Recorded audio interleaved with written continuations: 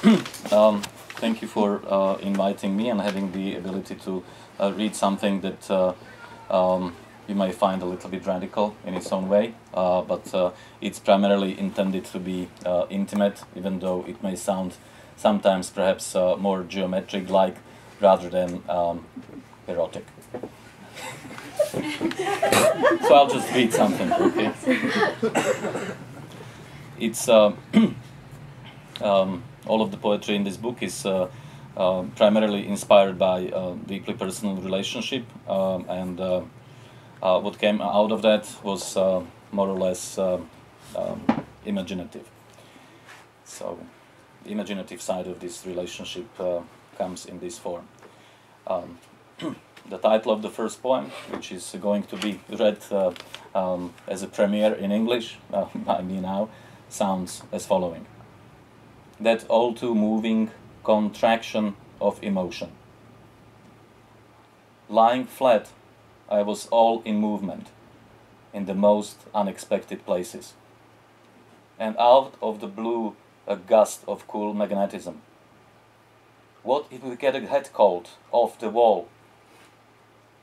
Completely seized by a rare feeling of eureka, a savage, touching film of exuberance, hard to project other than concentrically. It is because we aren't quite positioned yet, because we still feel something quietly coming out of the walls, something perceptible, only with the oldest parts of the brain. When we entered here a few thousand steps ago, each of us placed a half step differently. We were exactly like that, defined by the oldest parts of the brain, you by yours and I by mine. And now we are reading under one hemisphere of a lamp. Yours is sometimes right above your forehead, mine beside my ear. We are reading under one lamp, I mine, you yours. Under one lamp, but your fingers sometimes wander, mine into yours, yours into mine. We still want to touch, to let a finger stop a finger, so that they would tingle together. We're here, but the chemical traces of our fingers aren't yet. I'm thinking of the relationship between caressing and touching walls, of what enters me through your touch, and what I could get a cold from it, and whether I could get a cold from it. Get a heartfelt cold. Can the head pass through its hard wall without catching a cold? Can emotion rise out of the body, enter without the bitter white tears that sometimes overtake the caressing? While my head is cooling off, may I at least wink at you? So, can emotion rise out of the body?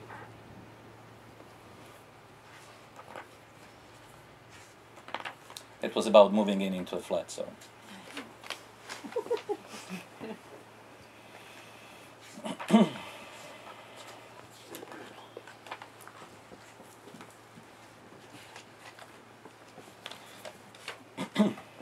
Another title reads, Tailbone against tailbone. Tailbone against tailbone, we fight the changeability of weather. As if our body in a ball were the point of the whole ticklish process in my spine. We're lying back to back, curling into our idea of selves, with our hands like paws resting childlike on our faces, but connected nonetheless, like Siamese twins, two phases of the alternating current. First you're one and I'm the other, and then the other way round, impossibly fast, like this and like that, so we'd be one. Impossibly fast like this and like that, so we'd be one. We're intertwined, virtually, virtual photon genetic chains of light, which, aside from other things, maintains our faces in Hellenic youth, and even encourages our majestic contemplations about the lumber complementarity of the golden ratio and of the photosynthesis of nanoplaces, some of which we can feel right now in this cosmic darkness under the blanket, when what we hear sounds like dubbing to the moving images of solar origin.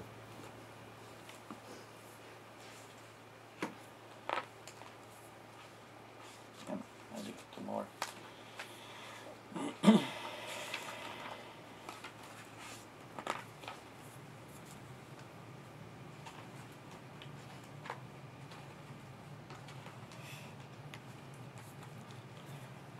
Ventriloquy as above, so below.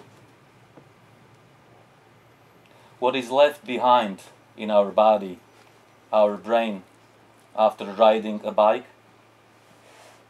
What remains as a seed for future packing, conducting magnetism of a caressing finger's magnetic needle, which as a plump gallon attempts to change the world's balance, while all it does is walk on a map no one has yet ever seen, as it's being built right now in the most concrete form of an abstract weaving of a touch and a touch, approaching the smoothness ever more suggestively, rising from a strange fold of the space-time under the tongue. So it would go on making itself visible and perceptible by gathering tissues of the whole body into ruffles, like Leonardo's incredible inventive machines that show us more and more empathy in their seemingly abstract movements, and from a gossamer nothing they take something that will take off if we concentrate. We shall weave together in the air with our retinas. You keep catching up with me, softened by subtle transmissions of weavings, and yet virginally overwhelmed by the air pressure in this micro-history. A holy corona, at least in these correlated narratives, although now, as they have suddenly picked up speed, I'm trying with all my heart and soul of the inborn breath to divert their course with my diverging thoughts.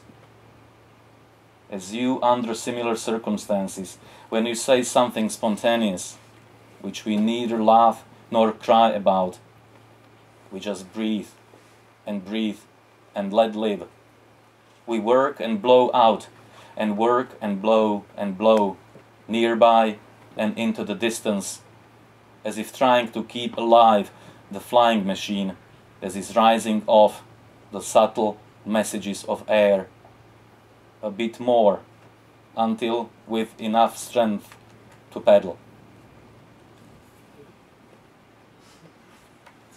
And maybe last one, something.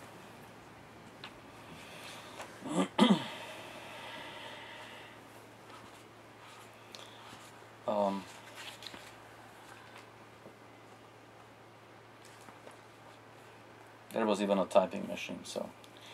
Real childbirth, Euclidean word problem for two voices from within in one.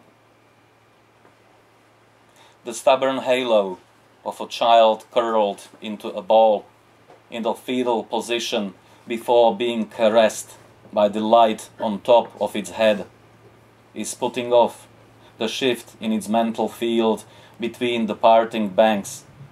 A sudden short-circuit current obstructs the following existential attempt at dignity in the initial form and twists only in the shape-forming direction, head against the wall of light, passing as if through a geometric word problem, turning results into variables, bringing the receptors of a sensitive sign machine towards the X ending, when suddenly the first kiss on the forehead elucidates the mystery in the XYZ coronation ceremony, grants the privileges of space into which we're just being led in the insistent rhythm of a joyful yet thorny heart that is inciting us into the flow of the XYZ rhythm in a variable rhythm of sudden variables, a thorn